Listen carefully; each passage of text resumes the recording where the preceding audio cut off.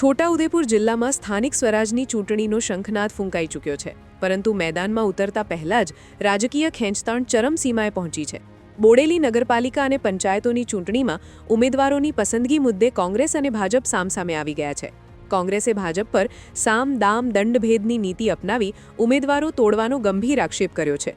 બોડેલી નગરપાલિકાની 28 બેઠકો માટે કોંગ્રેસને માંડ 16 ઉમેદવાર મળ્યા છે. જિલ્લા કોંગ્રેસ પ્રમુખ શશિકાંત રાઠવાનો આક્ષેપ છે કે કોંગ્રેસે જેમને ટિકિટ આપવાના વાયદા કર્યા હતા તેવા સક્ષમ ઉમેદવારોને ભાજપ તોડીને લઈ ગયું છે. નસવાડીની બગલિયા સીટ પર તો કોંગ્રેસને ઉમેદવાર જ નથી મળ્યો, જેને લઈને પક્ષની રણનીતિ સામે પણ સવાલો ઉઠી રહ્યા છે.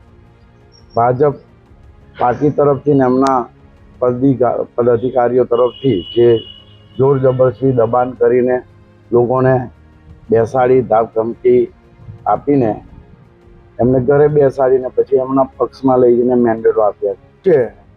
100% થયું છે. એની શરૂઆત અમારા વોર્ડ નંબર 7ના ઉમેદવારોને લઈને થઈ છે.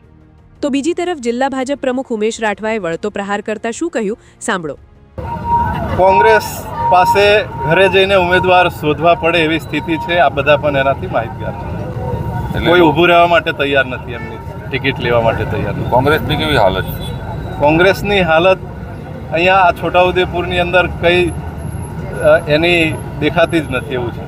ઉમેદવારોના મેન્ડેટ નક્કી કરવામાં થયેલા વિલંબ અને ટિકિટ વહેંચણીમાં અન્યાયના કારણે કાર્યકરોમાં પણ અસંતોષ જોવા મળી રહ્યો છે. ફોર્મ ભરવાના છેલ્લા દિવસ સુધી ચાલેલી આ ખેંચતાણ આગામી દિવસોમાં ચૂંટણીના પરિણામો પર શું અસર પાડશે તે જોવું રહ્યું.